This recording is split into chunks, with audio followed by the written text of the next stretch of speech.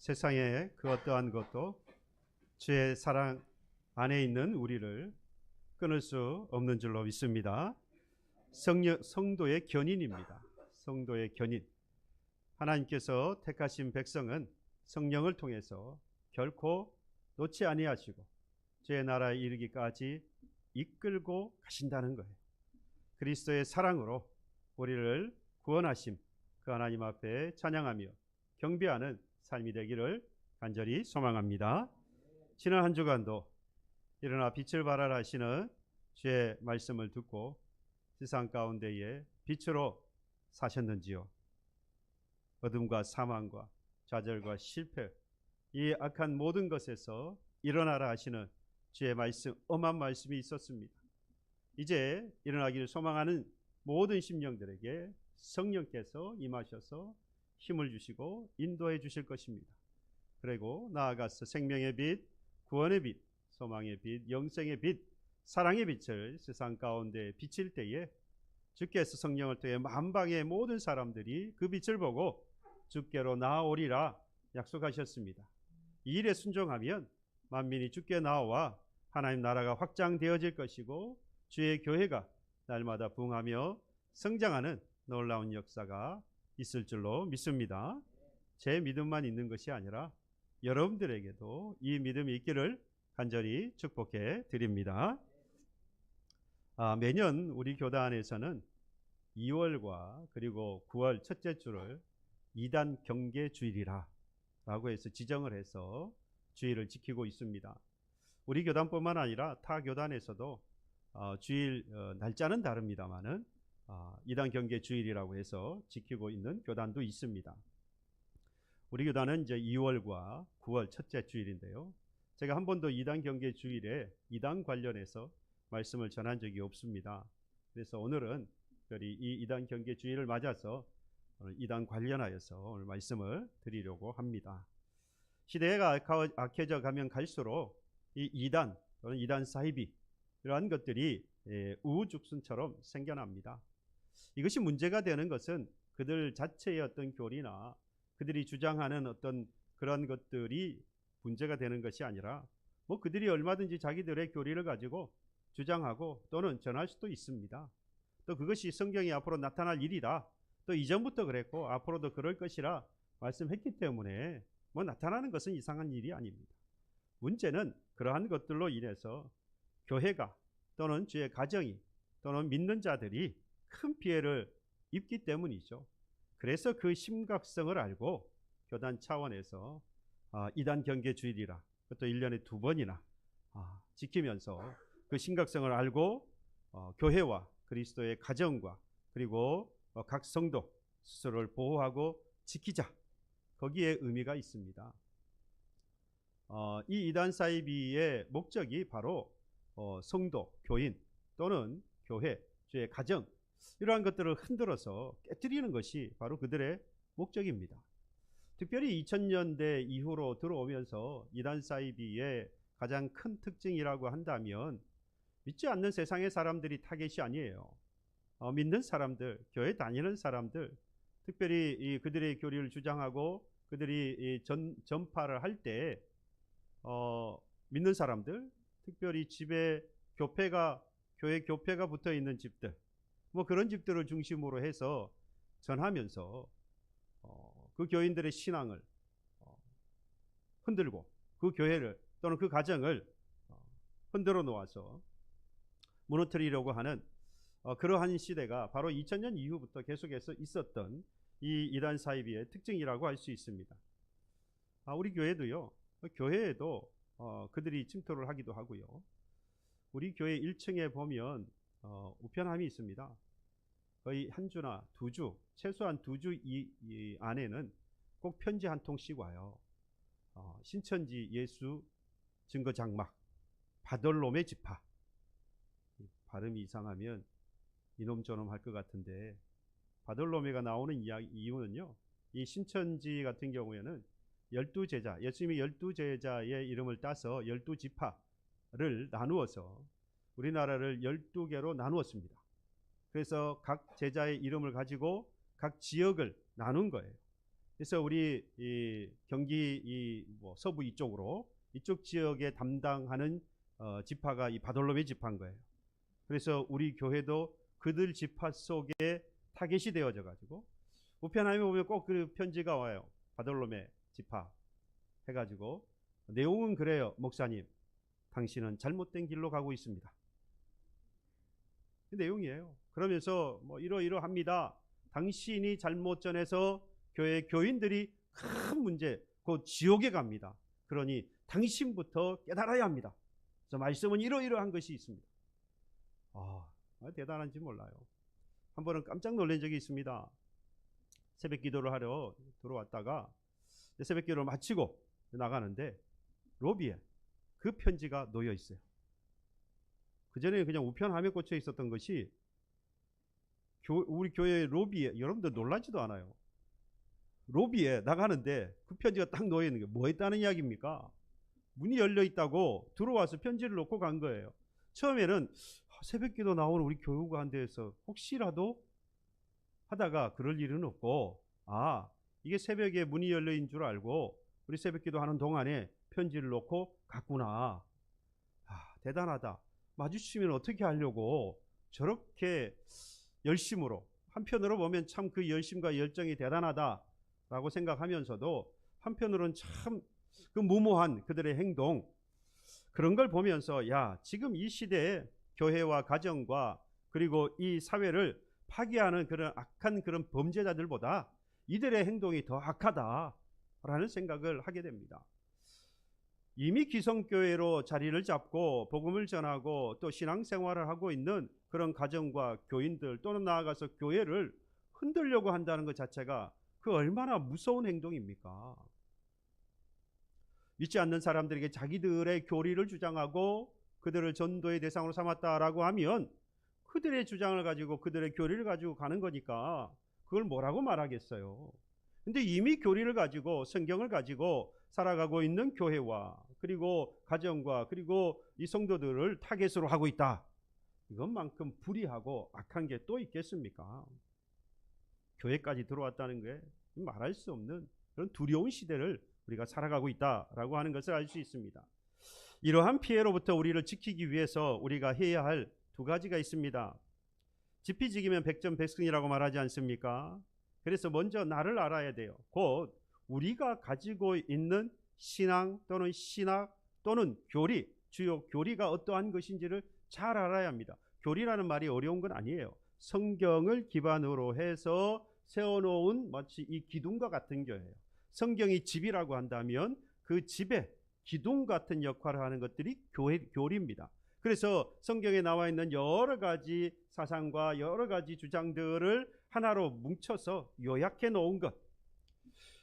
근데 그 교리가 때로는 어렵고 지겹기도 해요. 그러다 보니까 여러 동참하지 않으려고 하는, 힘들어하는 그러한 경우가 많습니다. 그래서 교회가 자꾸만 그런 교리나 그런 성경의 해석이나 이러한 것을 하기를 꺼려합니다.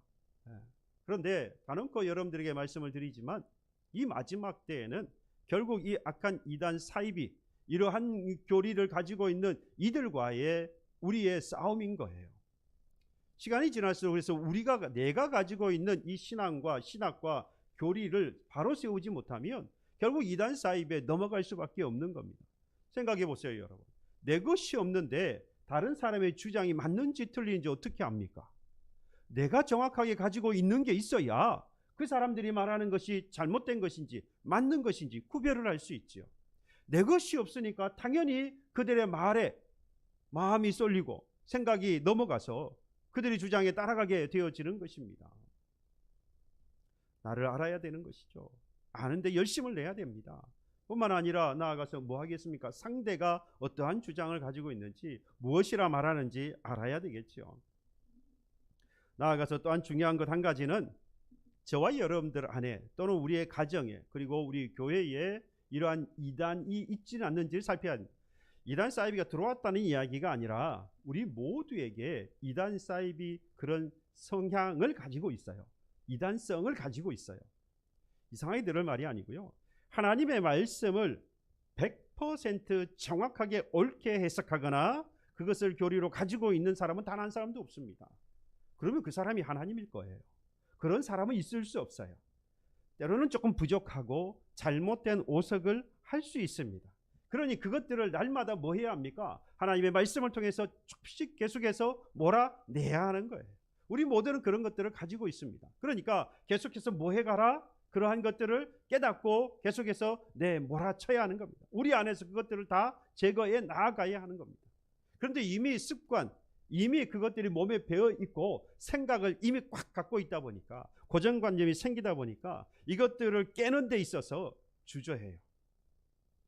분명히 성경을 통해서 또는 교리를 통해서 잘못된 것들은 발견되어졌으면 반드시 그건 제거해 가야 하는 겁니다. 그래서 내 안에 또는 우리 가정에, 우주의 교회에 이러한 잘못되어진 이단 또는 이단성을 가지고 있다면 그것들은 제거해야 합니다. 아주 중요한 겁니다. 그리고 이 이단 사이비의 문제는 사실 어제 오늘의 문제는 아닙니다.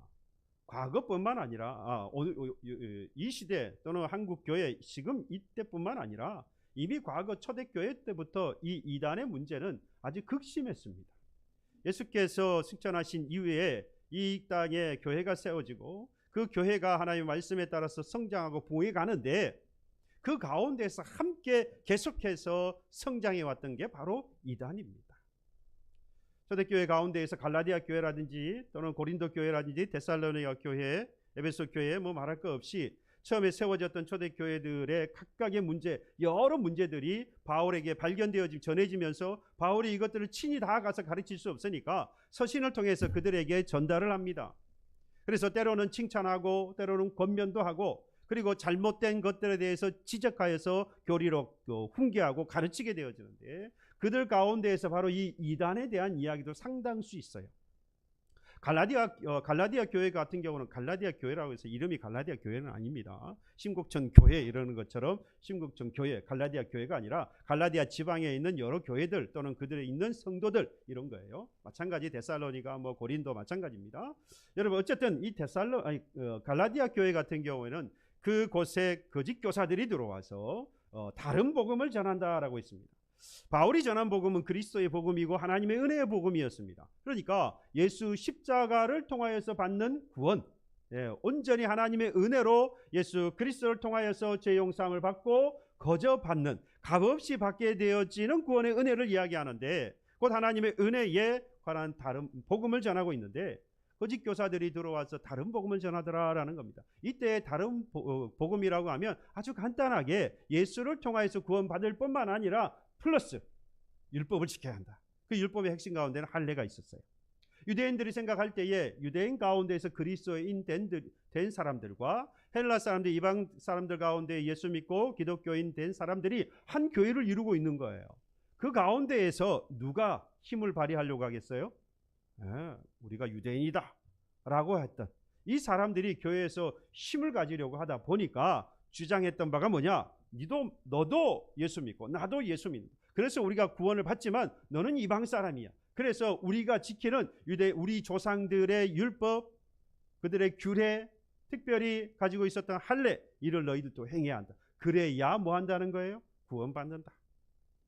그러니까 똑같은 예수를 가지고 있으면서도 작은 것 같지만 그러한 것들을 붙여가지고 이것을 지켜야 한다라고 말하니까 이방인 가운데에서 예수 믿고 구원을 받는다라고 신앙을 가지고 있던 이 기독교인들과 그리고 유대인 가운데에서 기독교인 된 예수 믿고 기독교인 된 사람들 사이가 어떻겠습니까?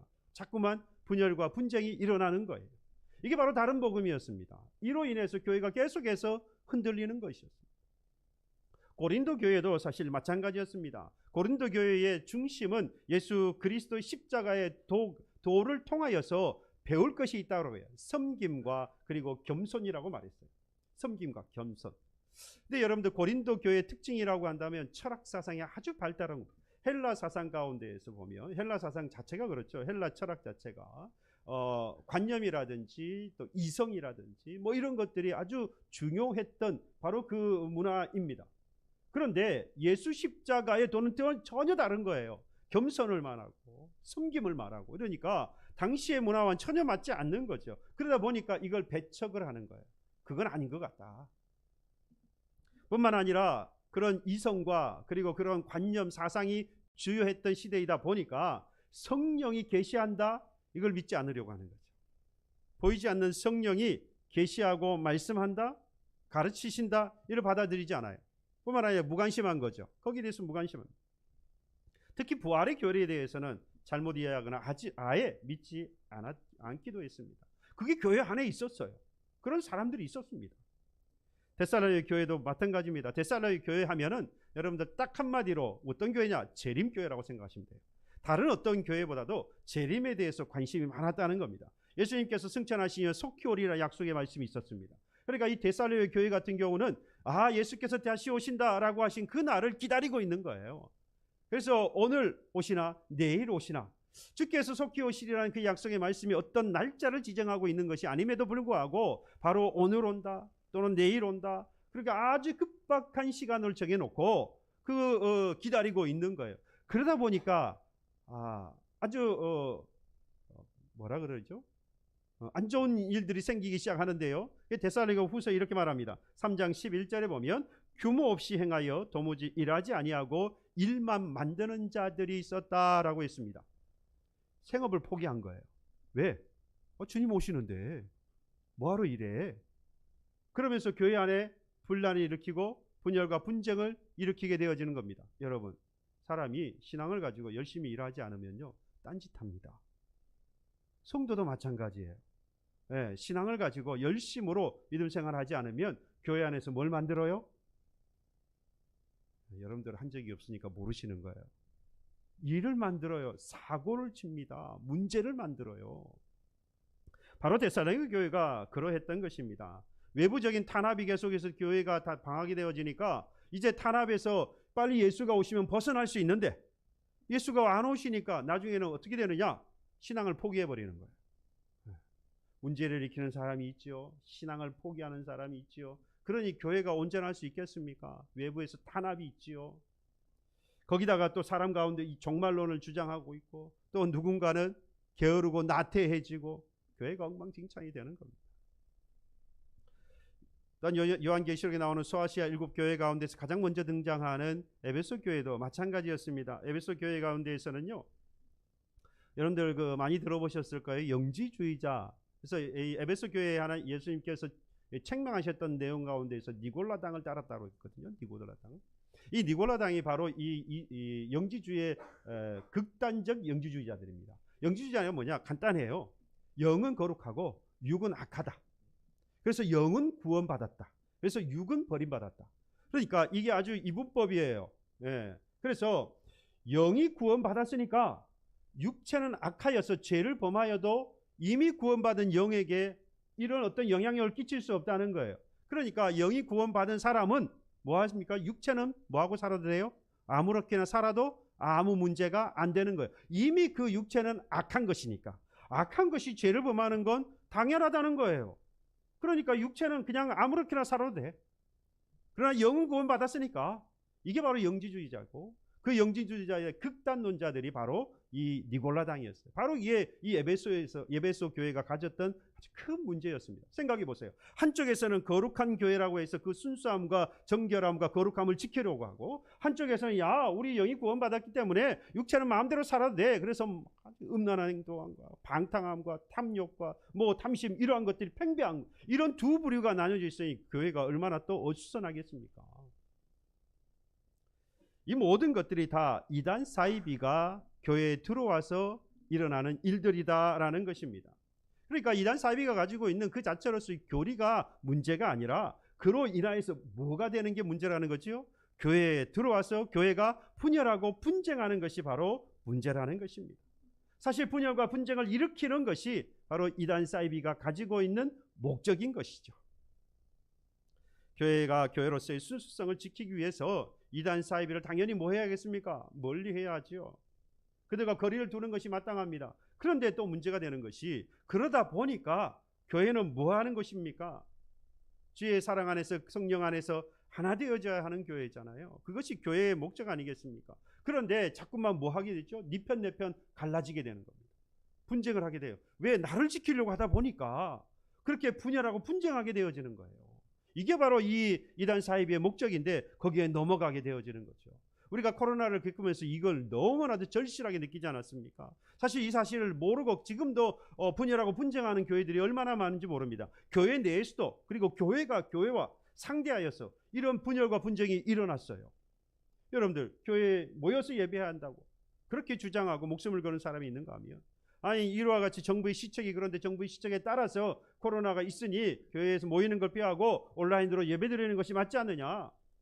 어느 쪽이 맞다 틀리다를 이야기하기 이전에 교회가 그거 가지고 싸우면 안 되는 교회예요. 왜 그러느냐? 그게 바로 이단 사이비가 노리는, 또는 악한 영이 노리는 속임수이기 때문입니다. 제가 그래서 여러분들에게 이 코로나 시대를 지나면서 말씀드렸던 것은, 여러분, 우리가 함께 모여서 예배하는 것이 너무나도 중요한 일이고 목숨을 걸 만한 일인데, 모여서 하나님 받으시는 예배가 드려지지 않는다면 그 모임이, 그 예배가 무슨 의미가 있어요? 그래서 말라기에 하나님께서 뭐라고 말해요? 저 문을 닫았으면 좋겠다 그랬어요. 하나님이 원하시는 예배를 드리지 아니고 자기를 기쁘게 하고 자기가 원하는 예배를 드리는 그러한 성도와 그러한 교회를 향하여서 말라기 선지자를 통해서 저 문을 닫아버려라. 그런 예배를 하나님이 원하시지 않는다는 거죠. 그러니 하나님 받으시는 예배라고 한다면 중요한 건 거기에 포인트를 두고, 모이는 것도 하나님 받으시는 예배가 되어야 되고, 모이지 않고 온라인으로 예배드린다 또는 뭐 영상으로 예배드린다, 그 또한 하나님 받으신 예배가 되어야 하는 것이 중요한 거죠. 어디에서가 중요한 게 아니라는 거죠. 물론 원칙은 어디에 있습니까? 함께 모여 예배함이 기본 원칙입니다. 그럼에도 불구하고 그렇지 못하는 상황이 되었다면 예배하는 방법이 넓어지는 것이죠. 예배하는 그 방법, 여러 가지 예배할 수 있는 방법이 모여서도 예배할 수 있고, 흩어져서 여러분들 가정에서도 예배할 수 있고, 영상을 통해서도 예배할 수 있어요. 중요한 것은 그를 통해서 그 예배가 하나님께 드려지는 예배가 되어지느냐는 거죠. 어떤 문제를 가지고든 교회 내든 교회가 됐든 분열하고 분쟁하는 것은 이단 사이비가 원하는 것이고 악한 영들이 원하고 있다는 것. 그러니 여기 속임수에 넘어가면 결코 안 되는 것입니다. 우리 사이에 무슨 문제를 가지고도 그것이 분열하고 분쟁하는 일이라고 한다면 바로 그것을 멈춰야 하는 거예요. 절대로 그 속임수에 넘어가면 안 되는 겁니다. 여러분, 말씀을 드린 대로 이것은 지금 현재 우리 한국 교회나 지금 있는 일이 아니라 이미 초대교회부터 있었던 이야기라는 거예요. 그런데 감사하게도 그 초대교회가 그 많은 이단으로 인해서 고통을 당했지만 지금도 그 교회가 이어오고 있지요. 그러니까 그 이단 사이비로부터 고통을 당했지만 현존하고 있다는 이야기입니다. 살아남았다는 이야기죠. 다시 말하면 이단 사이비가 행했던 그 모든 것들을 이겨냈다라는 이야기입니다. 그러면 오늘 우리가 맡고 있는 이 시대에 이단 사이비를 이길 수 있으려면 당시 초대교회가 어떠했는지를 보면 우리가 이길 수 있는 거예요. 이 악한 시대 이단 사이비로부터 끊임없이 공격을 당하지만 우리가 이길 수 있는 것은, 그래서 오늘 유다서의 말씀을 가지고 우리가 이 이단 사이비와 싸워 승리할 수 있는 길이 무엇인지를 오늘 말씀을 드리려고 하는 겁니다. 이 유다서의 저자는 유다입니다. 성경에 나오는 유다가 몇 명이 있어요. 그중에 예수님의 제자의 유다가 2명이 있습니다. 한 명은 여러분들 아시죠? 가룟이라 하는 유다가 한 명 있고, 그리고 다데오라고 하는 곳에 살았던 유다가 있어요. 이름이 같다 보니까 그래서 앞에 지역명을 부르칠 때가 많아요. 그래서 다데오에 살았던 유다. 그래서 어쨌든 뭐 유다예요. 그 다음에 예수님의 동생 가운데에서, 이제 예수님이 태어나신 이후에 예수님 동생이 4명이 태어났는데 그 중에 첫 번째가 이 야고보입니다. 야고보. 그래서 이 야고보는 나중에 사실 예수님이 살아계실 때는 예수님을 그리스도로 믿지 않았어요. 나중에 예수님께서 부활하신 이후에야 예수를 그리스도로 믿고 예루살렘에 감독이 되어집니다. 그 마지막 동생이 누구냐? 유다예요. 유다. 막내 동생이 유다입니다. 그 막내 동생 유다 역시 예수님을 살아계실 때는 그리스도를 믿지 않았는데 나중에 부활하신 이후에 예수님을 그리스도라고 믿고 예루살렘에 감독이 되어집니다. 바로 그 막내 동생 유다가 오늘 이 유다서를 기록한 겁니다.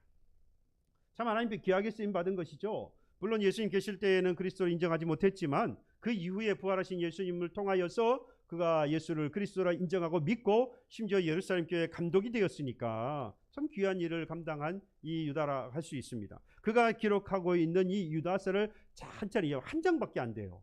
한 장밖에 안 되고 25절까지밖에 안 되는데도 이 내용을 잘 들여다보면 이 안에 이 악한 시대, 이단 사이비가 판을 치고 교회와 그리고 성도와 가정을 무너뜨리려고 하는 이때에 살아남을 수 있는, 또는 살아남아야 할 때에 무엇을 해야 하는지 아주 잘 기록하고 있습니다. 그러니까 정말로, 물론 다 성경의 말씀이 중요하지만 정말로 이 시대에 필요한 말씀을 오늘 이 유다가 하고 있다라는 겁니다. 우리에게 전하고 있는 거예요.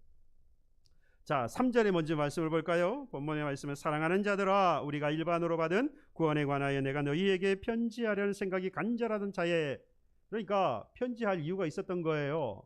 뭐에 관하여서 내가 너희들에게 또는 누구누구에게 들리는 이야기를 들었더니 이게 문제가 되어서 내가 편지하려고 그렇게 했는데 못하고 있었는데 지금 이번에 이러이러한 것 때문에 내가 편지를 하게 되었다라는 이야기를 하고 있는 겁니다. 17절에도 본문이죠. 17절에도 사랑하는 자들아, 너희는 우리 주 예수 그리스도의 사도들이 미리 한 말을 기억하라. 여기서 기억하라는 것은 행하라는 말씀인데, 그리고 나서 20절에 가면 또 사랑하는 자들아, 너희는 너희의 지극히 거룩한 믿음 위에 자신을 세우며 성령으로 기도하라 라고 있습니다. 여기서 여러분 사랑하는 자들아, 사랑하는 자들아, 사랑하는 자들아 계속해서 부르고 있지 않습니까? 여기서 말하고 있는, 그러면 사랑하는 자들아 라고 할 때 이 사랑하는 자들은 누굴까요? 이 유다가 지금 부르고 있는 겁니다. 사실은, 그죠? 편지의 대상자가 되겠지요. 수신자가 될 거예요. 사랑하는 자들아.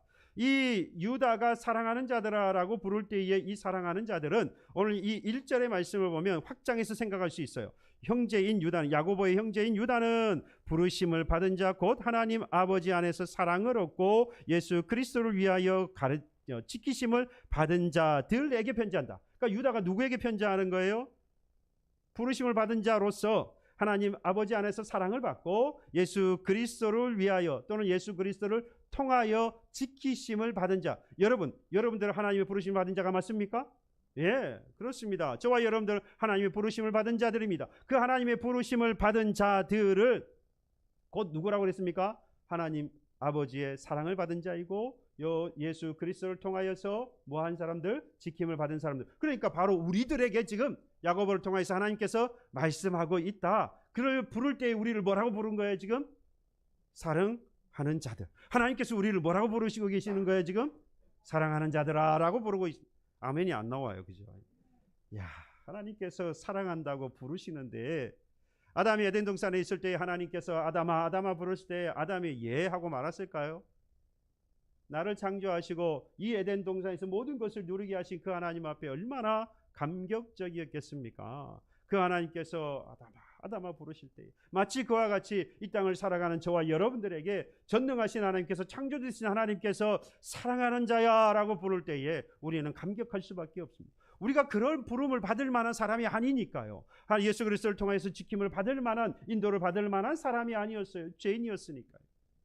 하나님의 사랑을 받을 만한 사람이 아니었는데 하나님께서 우리를 사랑하는 자들아 라고 부르시니, 여러분 이 생각을 하면서 저와 여러분들 언제나 그 부르심, 그 하나님의 사랑하심 다시 한번 생각하면서 항상 감사할 수 있는 저와 여러분들이 되어야 할 것입니다. 이렇게 하나님의 사랑을 받은 자들에게 유다가 이 3절에 편지할 마음이 생겼다. 그러니까 하나님께서 우리에게 이 말씀을 하고 싶은 거예요. 그렇지요? 무슨 말씀을 하고 싶었느냐? 성도들에게 단번에 주신 믿음의 도를 위하여 힘써 싸우라. 야, 너희들은 좀 힘써 싸웠으면 좋겠다. 힘써 싸우지 않고 있다는 거죠. 뭐에 대해서? 믿음의 도를 위하여서. 예, 믿음의 도를 위하여서라는 말을 조금 바꾸어서 설명을 해두면 믿음의 도를 지키기 위하여서. 예, 힘써 싸우라. 지금까지 뭐 하지 않았다는 거죠? 또는 어떻게 했다는 겁니까? 믿음의 도를 지키지 못했다는 거예요. 흔들렸다 이 말입니다. 믿음의 도를 지키지 못하고 흔들렸던 거예요. 그래서 믿음의 도를 지키기 위해서 힘써 싸우라고 했는데, 그러면 믿음의 도라고 하는 것이 뭐냐? 3절 앞절에 3절 상반절에 나와요. 사랑하는 자들아, 우리가 일반으로 받은 구원에 관하여 내가 너희에게 편지하려는 생각이 간절하던 자의 성도에게 단번에 주신 믿음의 도를 위하여 힘써 싸우라. 그래서 편지한다. 여기서 말하는 믿음의 도, 이것은 바로 구원에 관한, 그러니까 구원에 관한 믿음의 도를, 도는 진리죠. 믿음의 진리라는 건 뭡니까? 구원, 곧 예수를 통하여서 구원받는다고 하는 이 진리를 너희들이 지켜야 하는데 자꾸만 이단 사이비 때문에 뭐 하더라? 흔들리더라. 누가 그러면 이걸 흔들었느냐? 4절에 볼까요? 이는 가만히 들어온 사람 몇이 있음이 있습니다. 가만히 들어온 사람들이 있더라. 이 가만히 들어온 이 교인들에게 또는 교회에 가만히 들어온 이 사람들이 자꾸 뭘 흔들어 놓습니까? 구원에 관한 믿음의 도, 진리를 자꾸만 흔들어 놓더라는 거죠. 뭐 하려고요? 분열하고 분쟁해서 깨어지게 만들고 무너뜨리려. 그래서 유다가 이 사실을 알고 오늘 이 서신, 이 편지를 너희에게 전한다라고 말씀합니다. 가만히 들어온 자라고 하는 말에서 우리가 뭔가 힌트가 생기지요. 마치 이 사람들은 들어오니까 뭐처럼 보이는 겁니까? 우리하고 똑같은 그냥 교인처럼 보이는 거예요. 그들이 말하는 것이 아주 이질감이 없어요. 우리하고 동일해 보이는 겁니다. 그러다 보니까 교회에 전혀 문제가 없이 돌아가는 것 같았는데 가면 갈수록 이 가만히 들어온 자들로 인하여서 구원에 관한 믿음의 도, 진리, 이게 얼마나 중요한 진리입니까? 예수를 통하여서만의 구원을 받는다는 이 진리가 자꾸만 흔들린다. 이건 교회로서 큰 문제가 아닐 수 없죠.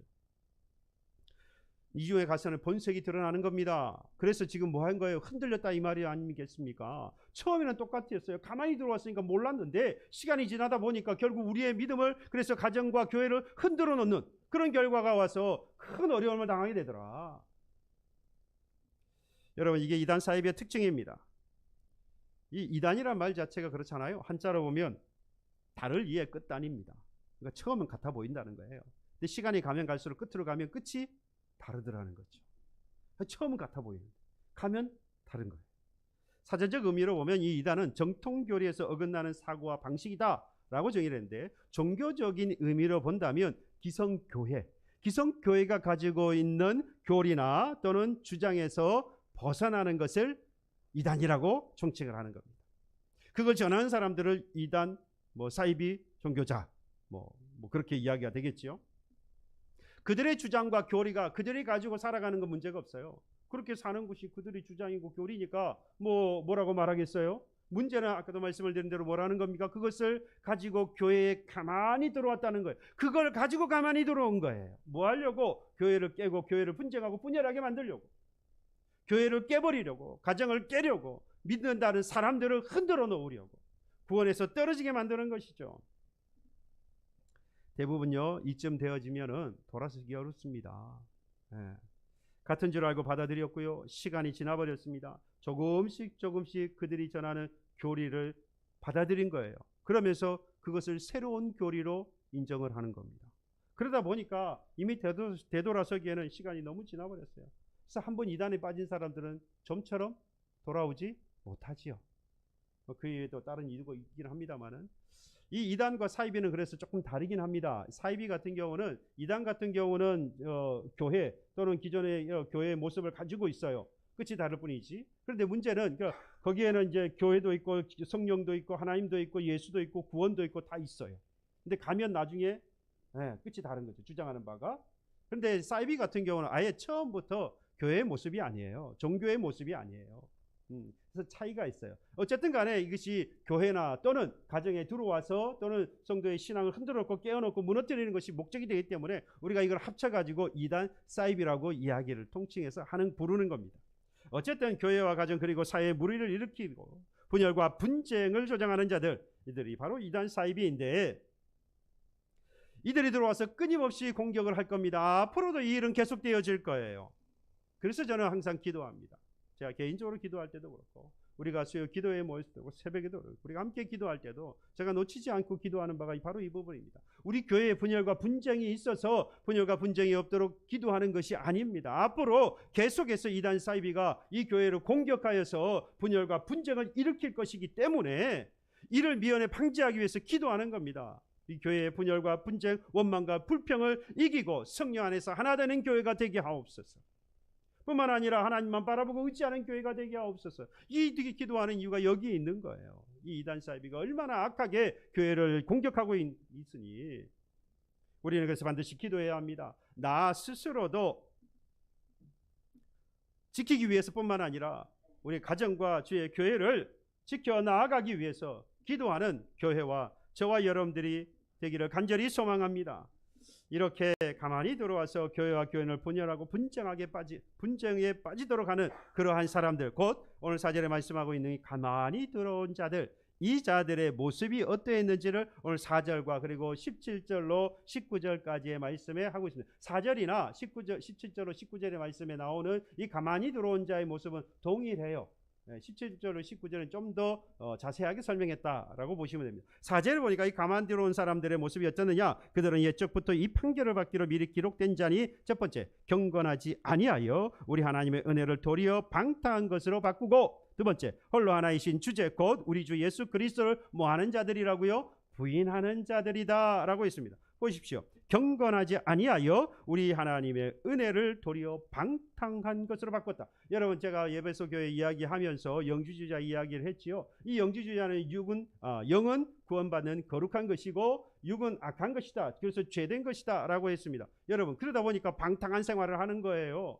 구원을 받았다라고 하면서, 하나님의 은혜가 임하여 구원받았다라고 하면서 영은 구원받았으니 육은 악하여서 이미 죄를 범하여 아무 문제가 되지 않다 보니까 허랑방탕하게 사는 거예요. 그러다 보니 하나님의 은혜를 뭐한 것으로 만들었습니까? 경건하지 아니하여서 하나님의 은혜를 도리어 뭐한 것으로 만들어버렸어요? 방탕한 것으로 바꿔버린 거예요. 여러분, 경건을 지키려고 하는 자와 방탕한 자가 교회 안에 함께 있는 거예요. 그러면서 둘 다 뭐라고 말합니까? 구원받은 자라고 말해요. 그러니 그 교회가 흔들릴 수밖에 없죠. 분열하고 분쟁할 수밖에 없게 되어지는 것입니다. 결국 나아가서 이들은 뭐라고 또 하겠습니까? 이한 자들은 그리스도를 뭐하는 자들? 부인하는 자들. 주 예수 그리스도를 부인하는 자라고 했습니다. 뿐만 아니라 가만히 들어와서 교회와 교인을 분열과 분쟁으로 빠뜨리는 자는 오늘 이 17절로 19절의 4절의 말씀을 조금 더 풀어서 설명했습니다. 사랑하는 자들아, 너희는 우리 주 예수 그리스도의 사도들이 미리 한 말을 기억하라. 기억하라는 건 행하라, 행동하라, 생각만 하는 게 아니에요. 행동하라는 거예요. 들은 대로 그들이 너희에게 말하기를 마지막 때에 자기의 경건하지 않은 정욕대로 행하며, 첫 번째 뭐랍니까? 경건하지 않아서 정욕대로 행한다. 조롱하는 자들이다. 왜 그러겠어요? 서로의 교리를 가지고 뭐합니까? 비판하죠. 예, 서로를 시기하고 질투하고 비판합니다. 판단합니다. 서로의 조롱하는 것이죠.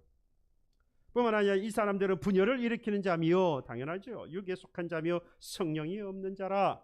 경건하지 않아서 정욕대로 행하고요, 조롱하는 자들입니다. 이 사람들은 교회를 어떻게 한다고 말씀합니까? 분열하게 하는 거예요. 싸우게 만들고 분쟁하게 만드는 겁니다. 그래서 이들은 어디에 속한 자? 영에 속한 자가 아니에요. 육에 속한 자입니다. 성령이 있는 자가 아닙니다. 성령은 하나 되게 하시거든요. 성령이 없는 자라 이야기하는 것입니다. 한 번 더 말씀을 드렸죠. 여러분, 내가 거룩함으로 정결함으로 교회를 지킨다는 사람이나, 그렇지 아니하고 영은 구원받았으니 내 마음대로 육체는 살아야 된다라고 해서 허랑방탕하게 살아가 탐심과 탐욕을 가지고 살아가는 사람이나, 이 둘이 서로 싸우고 있다면, 그러니까 보여서 교회가 분열하고 분쟁하고 있다면 이 둘 다 뭐한 거예요? 문제가 있는 거예요. 우리는 거룩하고 정결하고 거룩하게 교회를 지키는 것은, 지키기 위해서 그들과 싸워서 분열하고 분쟁하는 것은 괜찮다라고 생각하는데, 여러분 아니에요. 그래서 교회가 깨져요. 이게 바로 사탄이 또는 이 이단 사이비가 노리는 계략인 겁니다. 우리 여기 속으면 안 돼요. 물론 뒤에 가서 그렇지 않는 방법이 무엇인지를 분명히 유다서에 또 유다가 기록하고 있어요. 이 뒤에 가서 말씀을 드리고 우리는 분명히 기억해야 합니다. 분명한 사실은 처음부터 예수를 부인한 게 아니라는 거예요. 구원을 부인하는 게 아닙니다. 예수를 부인하지 않아요. 영이 구원받았으니 뭐 하자는 거죠? 육체는 악한 것이어서 죄를 범하여도 아무 문제가 되지 않는다. 이를 주장하는 사람 대부분도 기성교회에 대한 불만이 있는 사람들이에요. 그래서 그곳에 빠지게 되어집니다. 그러니 당연히 교회가 또는 가정이 분열과 분쟁이 일어납니다. 우리 사회에서 많이 보고 있지 않습니까? 그런 일들이 비일비재하게 일어나서 큰 사회의 문제가 된 것을 봅니다. 이미 앞서 말씀을 드렸던 것처럼, 그래서 우리는 더욱 믿음의 도를 지키기 위해서 뭐 해야 합니까? 힘써 싸워야 한다고 했습니다. 그렇죠? 힘써 싸워. 그래서 우리는 뭐 해야겠습니까? 헬스를 해야 되겠어요. 주먹에 힘을 좀 길어야 되겠어요. 여러분, 그렇게 싸워서 되겠습니까? 그들과 입씨름해서, 교리를 가지고 입씨름해서 싸워서야 되겠습니까? 제가 그런 경험을 했어요. 한 2번 정도 경험을 했어요. 집에 찾아왔어요. 띵동에서. 누구십니까? 좋은 말씀 나누니, 제가 그래 처음부터 상대를 안 하는데, 그래 한 번은 내가 그래도 경험해 봐야 되겠다. 길거리에서 한번 만난 적이 있고, 집에 찾아왔길래, 예, 들어오세요. 이야기를 나눴어요. 한 2시간, 3시간? 한 그렇게 이야기를 나눴어요. 하다가 하는 말이, 저를 가르쳐 주시는 분이 있는데 제가 그분을 모시고 올게요. 이제 하다가 안 되니까, 이제 자기 일을 가르쳐 준, 말하자면 이제 교회 전도사, 교회 목사 뭐 이런 거죠. 자기들이 하도 안 되니까 데리고 오다니. 예, 다시 돌아오십시오. 데리고 오십시오. 안 왔어요. 자기들도 머리가 아픈가 봐요.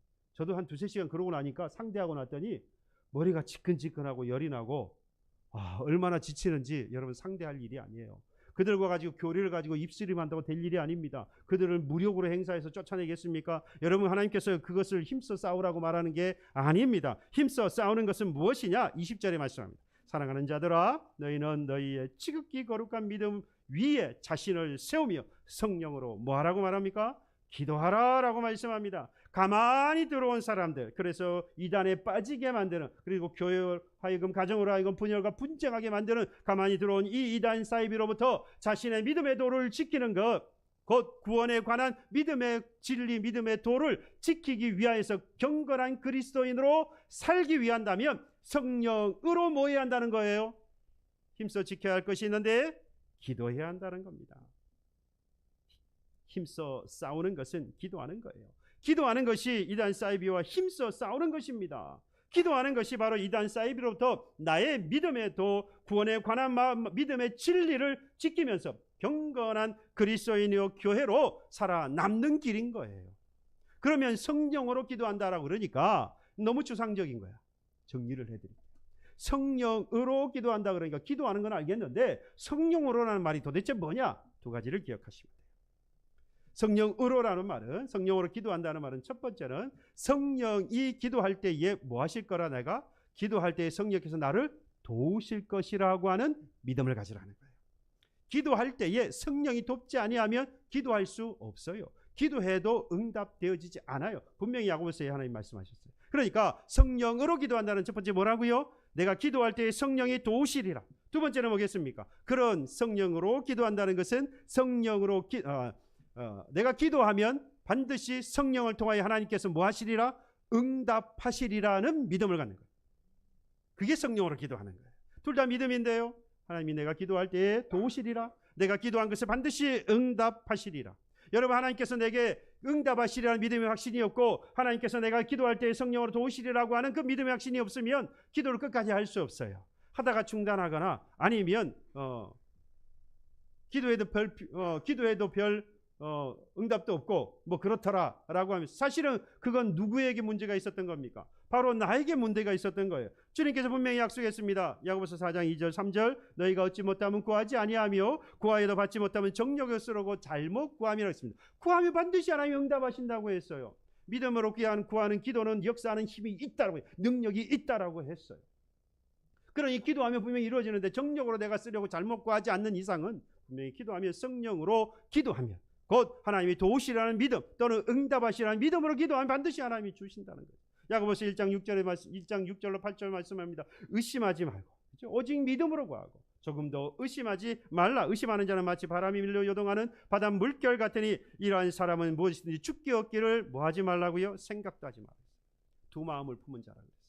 여러분 배가 항로를 갈 때에 목적지를 향해 갈 때에 이리 왔다 저리 왔다가 목적지 도착 못합니다. 뭐만 낭비하죠? 시간과 그리고 연료만 낭비하는 거예요. 여러분 우리의 기도가 마치 그러한 성령으로 기도하지 않아서 하나님께서 나이가 성령으로 기도할 때 성령이 도우시리라고 하는 믿음이 없이, 그리고 내가 기도할 때 하나님께서 응답하시리라고 하는 믿음이 없이 기도한다면 이 기도는 그야말로 허공을 돌아다니는 그러한 메아리가 되는 거 아니겠습니까? 시간 낭비가 되는 기도가 되어서야 되겠습니까? 이 얼마나 아까운 일이에요.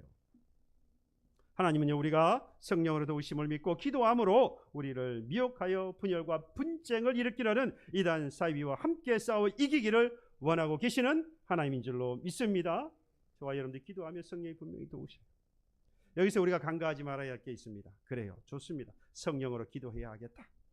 그래서 이단 사이비가 들어오면 막 그들과 대항하여서 이 악한 영들을, 물론 그들의 세력이 우리를 침범하지 못하도록 이와 같이 기도해야겠지만 우리가 빠뜨리지 말아야 할 게 있어요. 우리가 이걸 간과하고 살아가요. 바로 22절로 23절의 말씀. 이단 사이비임에도 불구하고 그들마저도 우리 주님께서 뭐하라고 말씀하시느냐? 긍휼히 여기라고 말씀합니다. 긍휼히. 여러분 이 긍휼히 여겨야 교회가 분열하고 분쟁하지 않아요. 내가 진리를 가지고 있고 그 진리를 통하여서 구원에 이르는 믿음을 가지고 오늘도 거룩하고 경건하게 사는 그리스도인이요 교회라고 할지라도 그들과 분열하고 분쟁한다는 것은 긍휼히 여기지 않고 있다는 거예요. 긍휼히 여겨야만 그들로 하여금 뭐 할 수 있습니까? 품을 수 있어요. 그래야 교회가 분쟁하거나 분열하지 않는 것, 깨어지지 않는 거예요. 그들마저도 하나님께서 긍휼히 여기라. 여러분 22절 23절 어떤 의심하는 자들을 긍휼히 여기라. 의심하는 자들이 누굽니까? 의심하게 만드는 자들, 의심하는 자들로 인해서 의심하게 된 자들, 또는 의심하게 만드는 자들, 또 어떤 자를 불에서 끌어내 구원하라. 막 지옥불로 가는 거예요. 구원에 이르는 믿음에서 떨어져 가지고 지금 죄를 범하여서 지금 그렇게 가고 있는 겁니다. 또 어떤 자는요 그 육체로 더럽힌 옷까지 미워하되 두려움으로 긍휼히 여기라. 더럽힌 옷까지라는 말은 죄를 범했다 이 말입니다. 세마포 옷으로 경건하고 거룩하여진 구원을 받은 백성인데 이가 지금 거룩한 그 세마포가 더러워진 거예요. 죄를 범했다 이 말입니다. 이와 같이 이단 사이비로 인해서 이단 사이비들이 이렇게 분열하고 분쟁하게 만들음에도 불구하고 그 죄를 우리가 당연히 그래서 멀리해야 하겠지요. 함에도 불구하고 뭐 하라는 겁니까? 긍휼히 여기라. 긍휼히 여기라. 불쌍히 여기라. 그리하는 이유가 있잖아요. 우리가 먼저 예수 그리스도를 통하여서 하나님께 뭘 받았습니까? 긍휼히 여김을 받은 사람들이에요. 우리가 먼저 그 긍휼함을 입었어요. 하나님이 우리를 불쌍히 여기지 않았다면 우리는 예수 그리스도를 통하여서 구원함을 얻는 사람이 될 수 없었어요. 거룩함을 지키며 구원에 이르는 자의 삶을 살 수 없는 자들이었어요. 그런데 하나님께서 우리를 긍휼히 여기시고 불쌍히 여기셨다 이 말이에요. 그러니 우리에게도 뭐 하라는 겁니까? 비록 이단 사이비고 제 가운데 있는 그들이지만 그들을 수용하라는 거 아니에요. 그들의 교리를 받아들이는 거 아니잖아요. 그들과 힘써 싸우라고 그랬어요. 성령으로 기도하라고 말씀하셨어요. 그걸 통해서 나를 지키는 거예요. 교회를 지켜가는 겁니다. 하나 더불어서 빠뜨리지 말고 해야 할 것은 그들을 또한 뭐하라? 긍휼히 여기라. 불쌍히 여기라. 그들도 뭐가 필요합니까? 하나님의 긍휼이 필요한 자이고 하나님의 불쌍히 여김이 필요한 자들이에요. 이후에 그들을 하나님께서 건져내시지 않을지는 그건 하나님께서 하실 일이고, 저와 여러분들 그들이 가만히 들어와서 교회와 가정을 분열과 분쟁으로 빠뜨리는 자들이라고 할지라도 그들을 용납해서는 안 됩니다만은 그들을 미워하거나 저주해서도 안 되는 것입니다. 상종하지 않을지언정 뭐 하지 말라고요? 저주하지 마세요. 그것부터 그걸로 인해서 교회가 분열하고 분쟁하여서 깨어지기 때문입니다. 우리는 이걸 속아야죠. 그들도 하나님의 도우심이 필요한 죄인인 것입니다. 여러분 그걸 감당하면요 놀라운 역사가 나타나요. 놀라운 일이 우리들에게 일어납니다. 바로 그게 읽지는 않았습니다만 24절 25절 말씀이에요. 능히 너희를 보호하사 거침이 없게 하시고 너희로 그 영광 앞에 흠이 없이 기쁨으로 서게 하실 이 곧 구주 홀로 하나이신 하나님께, 여러분 이 하나님 한 분을 설명하기 위해서 여러 가지 형용사를 사용했어요. 어떤 하나님이냐? 너희를 보호하신 하나님이다. 거침이 없게 하신 하나님이다. 영광 앞에 흠이 없이 기쁨에 서게 하신 하나님이다. 구주 홀로 되신 혼자이신 하나님이시다. 바로 그 하나님께서 우리 주 예수 그리스도로 말미암아 통하여서, 그죠? 예수 그리스도를 통하여서 영광과 위엄과 권력과 권세가 영원부터 지금까지 이제까지 앞으로 영원토록 있을 것이다. 여러분 누구에게 얘기하는 말씀인 줄 아닙니까? 성령으로 기도하고 긍휼을 베푸는데 이단 사입이라 할지라도 저주하지 아니하고 그 나의 신앙을 지키기 위하여서 주의 교회를 세워가고 지키기 위하여서 성령으로 기도하고 그들까지라도 내가 긍휼함을 입었으니 그들에게 긍휼을 베풀 때에 하나님께서 뭐라고 하시느냐? 내가 영광을 받는다. 나의 위엄과 나의 권력과 권세가 영원해지는 것이다. 여러분 이게 우리의 인생이 살아가는 목적 아닙니까? 이 목적이 이루어진다 이 말이에요. 그를 통하여서 하나님께서 영광을 받으시기를 원하셔서 오늘 유다서를 통하여서 또는 유다를 통하여서 오늘 우리에게 말씀하고 있는 것입니다. 그러니 이단 사입이라고 할지라도요 그들을 긍휼히 여기는 것이 하나님께 영광을 돌리는 길이고 하나님의 위엄이 드러나는 길이고 하나님의 권력과 권세가 영원히 임하는 길임을 알고 저와 여러분들 어떻게 해야 하겠습니까? 성령으로 기도하는 저와 여러분들이 되기를 바랍니다. 이단 사이비의 그 유혹에 넘어가지 않도록 항상 경계하며 우리의 신앙을 지켜나가기 위해서, 주의 교회와 가정을 지켜나가기 위해서 반드시 뭐 할 것을요? 성령으로 기도하기를 축복합니다. 힘써 싸워 기도하기를 바랍니다. 나아가서 그들까지도 긍휼함을 베푸십시오. 그러면 하나님께서 영광을 받으시고 주의 위엄이 놀랍게 영원 세세 무궁토록 위엄이 드러날 것이며 나아가서 주의 권세와 권력이 드러나게 될 줄로 믿습니다. 마지막으로 로마서 12장 11절의 말씀을 여러분들에게 마지막 권면해 드립니다. 그러한 우리들은 반드시 부지런하여 게으르지 말고 열심을 품고 주를 섬겨야 할 줄로 믿습니다. 믿음으로 끝나지 마시고 이를 행하는, 그래서 주의 교회와 여러분들의 가정과 우리의 신앙을 끝까지 지켜가는, 승리하는, 마지막 때에 승리하는 저와 여러분들이 되시기를 주님의 이름으로 축복합니다.